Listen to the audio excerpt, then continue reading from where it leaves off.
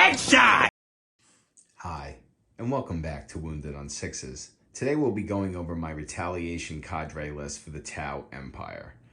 To start off, we're going to go with these Pathfinder teams here. They're going to have the recon drone. We definitely want to start these guys in the middle of the board, most likely in or around our most natural expansion objective.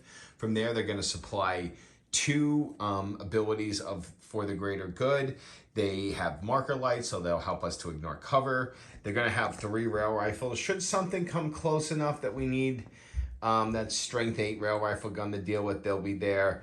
And altogether, a pretty decent unit that's going to help us get some early mid-board control, especially on that natural objective.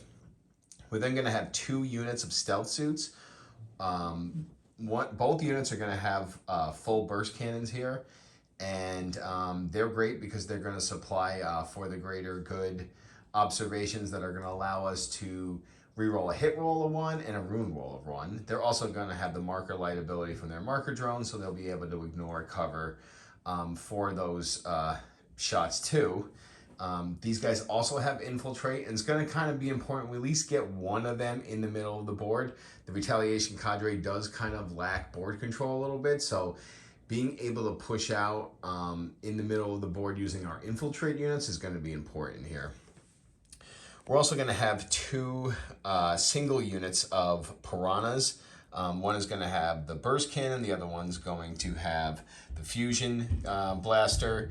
Both are going to have 2 seeker missiles. These guys are great because they're going to have that 9-inch scout move plus a 14-inch normal move. We're really going to want to start these guys out in the middle of the board again because of the issues we're going to have in this list with some board control. So them being able to move, block, and position early in the middle of the field is going to be important. And also the alpha strike that we can get with those 2 seeker missiles on something like enemy vehicle can be really important, seeing how these guys are only 55 points each. For them to take down something with those seeker missiles, much larger than themselves, with many more points, is just unbelievably point efficient. Moving into the meat of the list, we're going to have 3 crisis suits. In the middle, we're going to have a Star Scythe unit. All those guys are going to be running double burst cannons, and they're going to be with Farsight. Farsight is going to allow them to get +1 to their wound roll if they're targeting within 9 inches. Because of the Retaliation Cadre rules, within 12 they'll be +1 to their strength, and within 6 they'll be +1 to their AP. So we could look to see these guys at strength 6, -2, with their natural +1 to the negative ability, if they target non-monster vehicle units, which this is a infantry killer. And it's only 1 damage, but still with that +1 to wound, most infantry will be wounding on 2s with these guys, so that's really cool. We also could use the Crowan protocol here to basically give this unit sustain hits 1 against units of 11 or less, or sustain hits 2 against units of 11 or more, which is going to be really good against Horde Medis of Orcs and Gene Stealer cults coming out, Sisters, as well as a few others, even Necrons as well. So this unit is going to be really good for using that stratagem. We're going to have a unit of Fire Knives. They are going to have all missiles, including the Enforcer, which is basically going to give them armor of contempt to shooting attacks. So if we can get these guys into cover with that armor of contempt, we can easily give them a 2-3 up save, seeing how they won't get the invul like before, but their hit roll cannot be modified, and we do get rerolls to the hit roll for them naturally. So, I mean, you can even consider not using them for a greater good target here if you didn't want to, but the option is still there. We then also have a unit of Sunforge crisis suits led by a Cold Star with quad fusion. These guys are going to be one of our main anti-tank units. The Cold Star is going to have the Starflare ignition system, so we're going to be able to move them back into strategic reserve at the end of our opponent's turn, which is very important because because it's one of our main anti-tank weapons, we could use the shortened blade or even just a deep strike to get them into range of something, blow it up, use the stratagem to do a normal move, and then use the Starflare ignition system at the end of our opponent's turn to put them back into strategic reserve so we can bring them back on somewhere else where they'll be more effective. And that's kind of an issue I've had with the Sunforge and dropping them in, is that a lot of times opponents will move up into the middle of the board to avoid those Sunforge because they can be so deadly, and then the Sunforge really will only get that one attack. So that Starflare ignition system is really going to be put to good use here.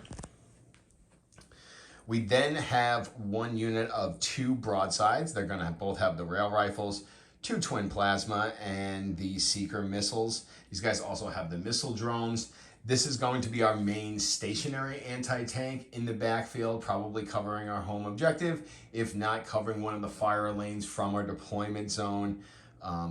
Again, we don't have the hammerheads in this list because we're really selling out for the battle suits. So these broadsides are going to be very important to keep alive, and they're going to, be able to do some damage with those 4 rail rifle shots. Yes, it's only strength 12, but this still does get devastating wound and a -4. And if we can bring them up into retaliation protocol or retaliation cadre range, we can get them up to strength 13 and a -5, basically close to the other rail gun shots except for the damage output.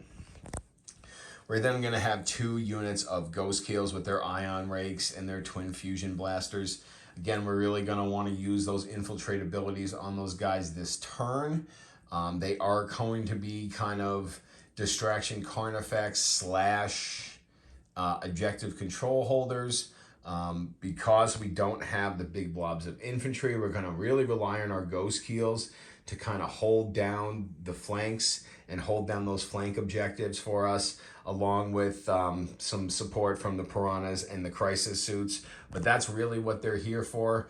They're going to force our opponent to come up to us, kind of using the Cadre Crush strategy, where we're going to use the Ghost Keels to have our opponent fish our opponent out of their deployment zone to give all of our Crisis suits places to land should they be coming in from deep strike or rapid ingress. And they're also going to have the dual role of really trying to hold down those objectives for us, since we're not going to have the breacher fish in this list. Rounding it out, we're going to have 2 Riptides. One's going to have the ion accelerator. The other one's going to have the heavy burst cannon. The ion accelerator, another main piece of our anti-tank, although with the Retaliation Cadre, we kind of want to be a little bit more aggressive with our Riptides than we would be in the Monkar Cayune list, because we don't have as many bodies on the field. So we're going to need to get aggressive with our 14 wound T9 4-up invul big bad robots. They can be hard to deal with, and they do put out enough firepower, especially with their Novus charge sometimes, to really take down enemy units. So again, we probably will be a little bit more aggressive than usual, just because we don't have the assault type units like the breacher fish in this list. So this is my Retaliation Cadre list. Some of the things I worry about Retaliation Cadre is its lack of board control, and because everything kind of orientates you to a battle suit list in general, it's sometimes hard to balance the need for board control, the need for infantry. Soon with the changes to the mission packs, where battle line units are going to be much more important, this list just doesn't have any.